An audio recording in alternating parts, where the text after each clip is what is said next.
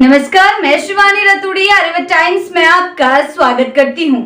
इसमें आपका स्वागत है। बिहार की सियासत में चुनावी गर्मी अपने चरम पर है और इसी बीच कांग्रेस नेता कन्हैया कुमार ने एनडीए सरकार पर तीखा हमला बोला है। भागलपुर से उठे इस सियासी तूफान में उन्होंने सीधे सीधे प्रधानमंत्री नरेंद्र मोदी और अदानी समूह के नाम को लेकर आरोप लगाया कि बिहार में सत्ता पर काबिज सरकार न सिर्फ वोट चोरी से बनी है बल्कि अब जमीन चोर भी बन चुकी है। शनिवार को आयोजित एक संवाददाता सम्मेलन में कन्हैया कुमार ने एनडीए सरकार को घेरते हुए कहा कि भागलपुर जिले में अदानी समूह को बिजली घर परियोजना के लिए 1000 एकड़ जमीन ₹1 प्रति एकड़ की औने पौने दर पर दे दी गई है। उनका कहना है कि सिर्फ जमीन की ढील नहीं बल्कि बिहार की जनता की पीठ में छुरा घोंपने जैसा है। कन्हैया ने कहा, वोट चोरी से बनी सरकार अब जमीन चोर, मुनाफाखोर और बचत चोर भी बन गई है। बिहार के संसाधनों को प्रधानमंत्री मोदी अपने मित्रों को सौंप रहे हैं। अदानी समूह को मिली ये परियोजना पहले संपर्क सरकार की थी, लेकिन अब एनडीए ने उसे हथिया लिया है और अब राज्य को मिलने वाला 1 लाख करोड़ रुपए का संभावित राजस्व एक कॉर्पोरेट घराने की जेब में चला जाएगा। कांग्रेस ने इस मुद्दे को हवा देने के लिए 20 साल 20 सवाल नामक अभियान की शुरुआत की है, जिसमें नीतीश कुमार के 2 दशकों के शासनकाल पर सवाल खड़े किए जा रहे हैं। पहले ही दिन कन्हैया ने अदानी समूह को जमीन सौंपे जाने का मामला उठाकर माहौल गर्म कर दिया।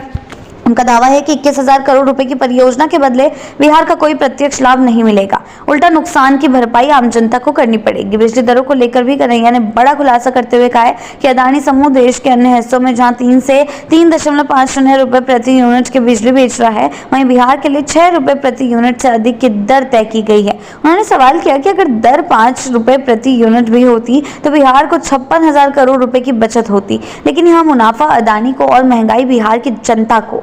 इसके साथ ही कन्हैया कुमार ने यह भी आरोप लगाया कि सरकार भूमि सर्वेक्षण के नाम पर जमीन हड़पने की योजना बना रही है।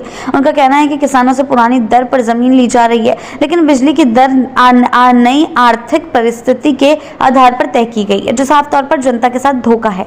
कन्हैया ने तीखे शब्दों में सवाल दागा कि जमीन 1 रुपए में क्यों दी गई, जनता का हक कॉर्पोरेट को क्यों सौंपा गया, आखिर बिहार की जनता कब तक अपने ही संसाधनों से वंचित रहेगी और वंचित रहकर पूंजीपतियों की तिजोरी भरती रहेगी। बिहार की जमीन से उठे इस गंभीर आरोप ने एनडीए के लिए चुनावी मौसम में एक नई मुश्किल खड़ी कर दी है। विपक्ष खेमा लगातार अब सवालों की बौछार कर रहा है, खासकर कांग्रेस जो है वो लगातार सवाल उठा रहा है विपक्षी खेमे को। जहां इसे नए सियासी हथियार मिल गया है, वहीं सत्तारूढ़ दल के लिए अब यह जरूरी हो गया है कि वो इन सारे आरोपों का मुंहतोड़ जवाब दे और महागठबंधन को चुप करा सके, विपक्षी खेमे को चुप करा सके, क्योंकि जिस तरीके से लगातार आरोप प्रत्यारोप का दौर तेज हो गया, उसमें यह भी जरूरी है कि आरोप लगाने से ज्यादा हमें यह भी साबित करना होगा कि हमारा पक्ष सही है। तो देखने वाली बात होगी आगे चलकर क्या कुछ होता है, किस तरीके से एनडीए अब इस बात को संभालती है, किस तरीके से एनडीए कांग्रेस को आड़े हाथों लेती है। आगे के अपडेट्स, ऐसी ही अपडेट्स के लिए जुड़े रहें आर्यव्रत टाइम्स के साथ ही चैनल को सब्सक्राइब करना ना भूलें और हमारी फेसबुक और वेबसाइट के साथ भी जरूर जुड़ें।